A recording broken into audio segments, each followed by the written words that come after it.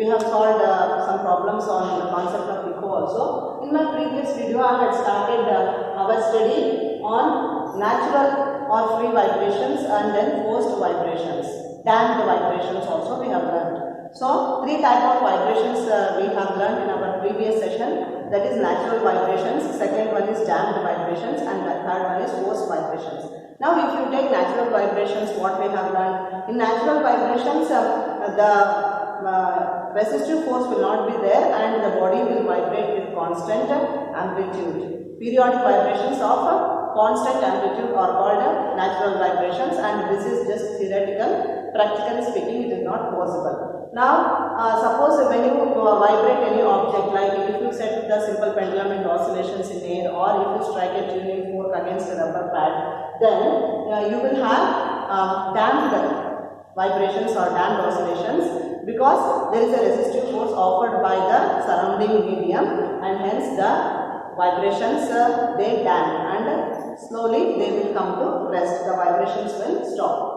And we have also learned about forced vibrations. In forced vibrations, what we have learned? We are forcing the vibrations. We are forcing the vibrations on a body. Suppose, once again let us go for forced vibrations. Suppose this is a body which is vibrating. Understood? This is a body which is vibrating. And let its natural frequency be equal to n. Now, what I will do? I will apply some external periodic force. I will apply some external periodic force. Now, already we have learned in natural vibrations the amplitude will remain constant, whereas in damped vibrations the amplitude goes on decreasing, is it not? Suppose you want to keep the amplitude constant even in case of damped oscillations, then what you have to do? Suppose this is a vibrating body which has natural frequency n, then you have to apply some external periodic force on the vibrating body. By that, what happens? This external periodic force which has a frequency f, this will set the vibrating body into vibrations, means the force will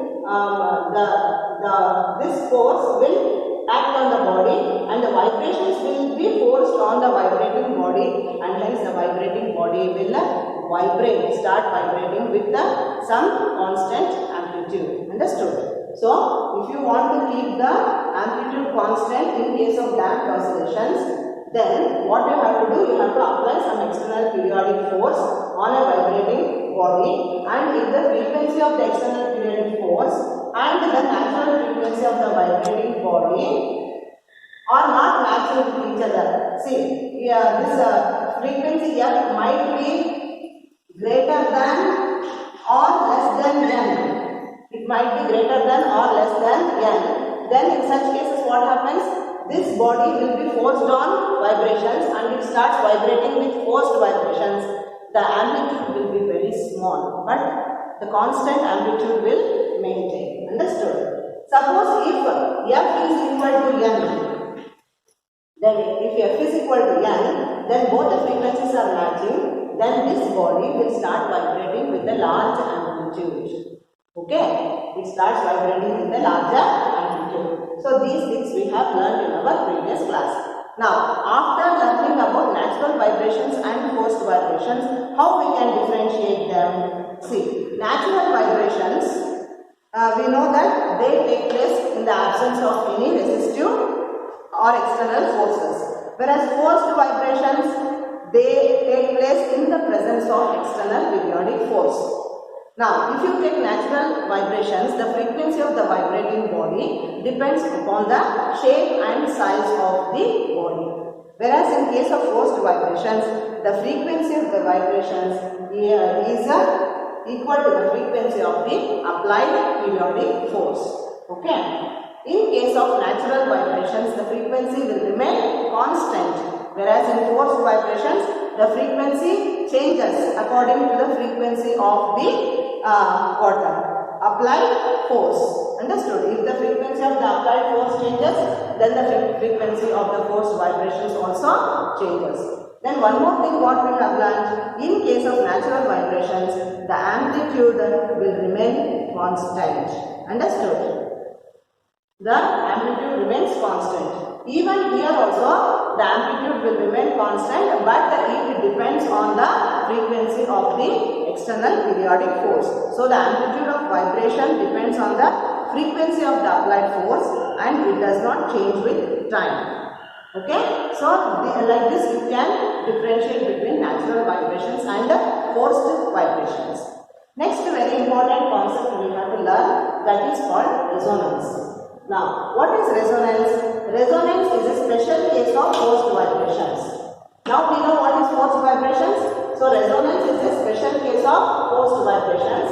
When the frequency of the externally applied periodic force on a body is equal to its natural frequency. So, here I told you, if F is equal to N, suppose natural frequency, I will take it as N, right? Natural frequency, I will take it as N. Frequency of the externally applied force, I will take it as F. If both of them are equal, then what happens? The body starts vibrating with the larger amplitude. Okay. So here you have to remember, if F is equal to N, if F is equal to N, then what happens?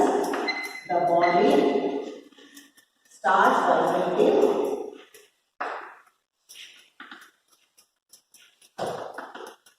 with a larger amplitude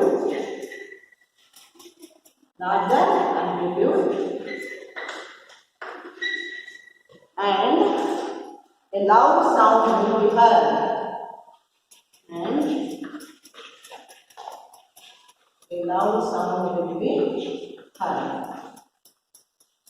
Okay. A loud sound will be heard. So this is called resonance. And what are the conditions for resonance? The conditions, the one and the only condition for resonance is frequency of the applied force should be equal to natural frequency of the body. Now here I have written see. So whenever resonance takes place, then what happens to the amplitude? There will be increased amplitude.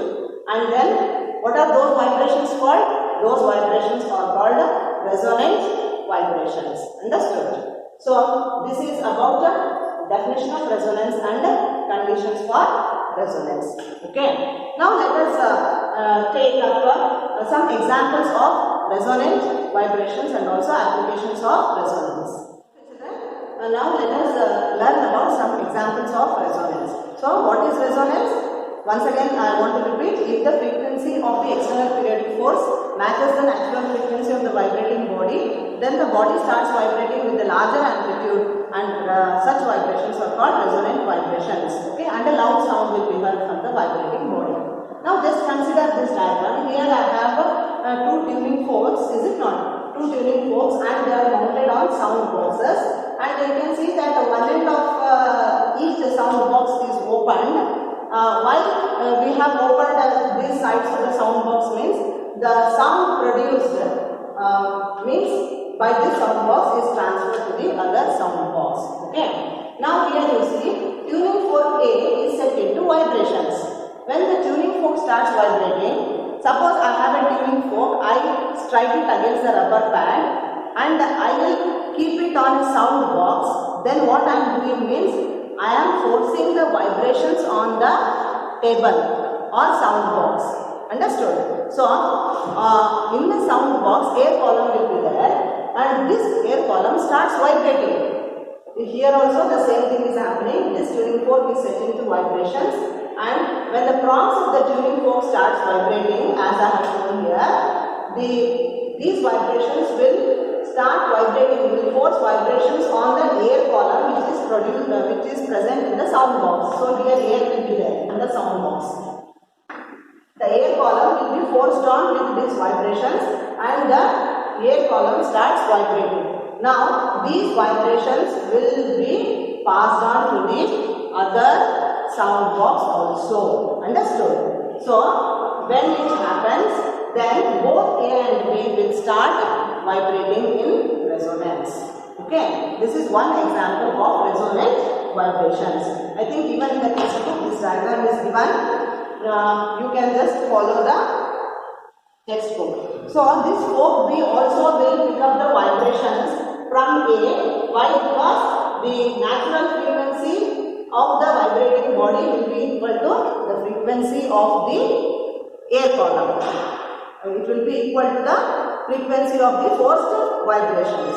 Understood? A will have some natural frequency, that is N, and we are applying some external periodic force whose frequency is equal to F. When F and N matches, even tuning fork B will pick up the vibrations. Okay, and this is one example of resonant vibrations. Next example I have drawn here. Now I have here 4 pendulums and I have suspended these pendulums for a rubber string. Understood? If you can observe, A and B are having the equal length. See, A and B pendulums are having equal length, whereas the length of C and D are different. Now, when I set A into vibrations, what happens? A starts vibrating or oscillating with a certain amplitude, and gradually what happens? All other pendulums will pick up the oscillations. Okay, so the oscillations from A will be transferred to B, C and D. After some time, it is observed that A and B will be oscillating in phase. A and B will be oscillating in phase. Now, why A and B will be oscillating in phase means both A and B have got equal lengths of the pendulum and they start vibrating in phase. And suppose this A comes forward, then B will be going backward, but the amplitude of both A and B will remain the same. Okay. There will be sharing of energy taking place between the two pendulums A and B. If A comes backward, B will be forward. Again A comes forward, B will be backward. Their amplitudes will remain the same, but at two extreme positions both the pendulums will be oscillating and sharing of energy will be taking place. And hence we can tell that both pendulums A and B will be oscillating in phase. And they will have resonant vibrations. They will have resonant vibrations. But if you take the pendulums C and D are having different lengths, is it not? So they will also oscillate, but their amplitudes will be different because the length of C is different from that of the length of D. So even CD also will oscillate, but with the different amplitudes. Which two pendulums will oscillate with same amplitude? It is A and B. So A and B will have resonant vibrations and sharing of energy will be taking place. Only that they will be at two extreme ends. If A is front, then B will be at the backward. So sharing of energy will be taking place. Understood? So this is one more example of resonant vibrations. Now here I have listed some examples of resonance which we come across in our daily life. First one is resonant vibrations of pendulums. This I have discussed just now. Next, resonance in machine parts. Usually, whenever you are riding a motorbike, then if you go on increasing the speed, at a certain speed what happens means your whole bike, the parts of the bike starts shaking, is it not? They will be vibrating, the whole vehicle will be vibrating. Why it happens means because once the vehicle is moving, the engine, the piston of the engine will be moving up and down and it will be vibrating with some natural frequency. Now, when you increase the speed of the vehicle, you are applying force on the engine, and what happens when the frequency of the applied force is equal to the frequency, natural frequency, then resonance takes place and hence the motorbike, parts of the motorbike will start vibrating very fast and you will hear a rattling sound. Understood? The rattling sound will be heard. This is one example of resonance in machine parts. Next, resonance in stretched strings and sound box of musical instruments. So if you take any stringed instrument, then they are provided with sound boxes. You might have observed violin, veena, sitar, is it not? All these musical instruments or guitar, they are provided with the sound boxes. So what we are doing, we are just plucking the strings. When I pluck the string starts vibrating and the vibrations will be forced on to the air column which is present in the sound box. The air column will have some natural frequency N, but I am applying some force which is having some frequency. These two frequencies when they match, then the air column starts vibrating with a larger amplitude and resonance takes place. Understood? So this is one more example of resonance. Then resonance in a bridge. Usually soldiers, when they are marching, imagine that a huge troop of soldiers are marching on a bridge. Then when the soldiers are marching, then all of them will be in unison, is it not? Means they will be marching uniformly. Everyone keeps their right leg first and left leg backwards. Right foot and left foot, like that alternatively they will be shifting, alternating. Now what happens when they are marching on the bridge? The bridge also will have some natural frequency and that natural frequency is equal to N. And the soldiers are marching, they are producing sound, means the vibration is taking place and that frequency is equal to F. When both the frequencies match, then what happens? Resonance will take place and there are chances that the bridge may collapse. So usually whenever soldiers are marching and if they come across a bridge, then the soldiers are told to just skip the steps. They should not walk in phase, they must walk out of phase. Understood? Otherwise what happens? Resonance takes place and due to that resonance the bridge may collapse. The last application of resonance is resonance in radio and TV receivers. Usually whenever we are watching television or listening to any radio station, what we are doing, we are changing the channels or we are tuning to a particular frequency. Now every television transmitting station or radio broadcasting station will be sending audio signals or video signals with certain frequency. Understood? The frequencies will be different.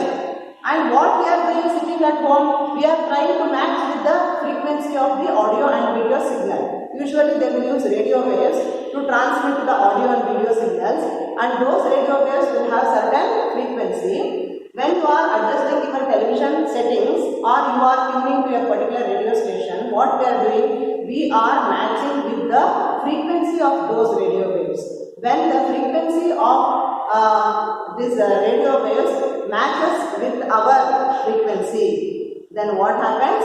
Resonance takes place and a large sound is heard. You are able to listen to audio and also see the video. So resonance, this phenomenon is used even when you are listening to radio or you are watching a TV. So resonance in radio and TV receivers again is an example for resonance. Understood? So in this unit what all we have learned? We have learned about natural vibrations, damped vibrations, forced vibrations and resonant vibrations. You need to remember all the definitions, the difference between all these vibrations and also examples of these vibrations. In the next video, we shall focus on some of the characteristics of sound, that is loudness, pitch and timbre. Thank you, children.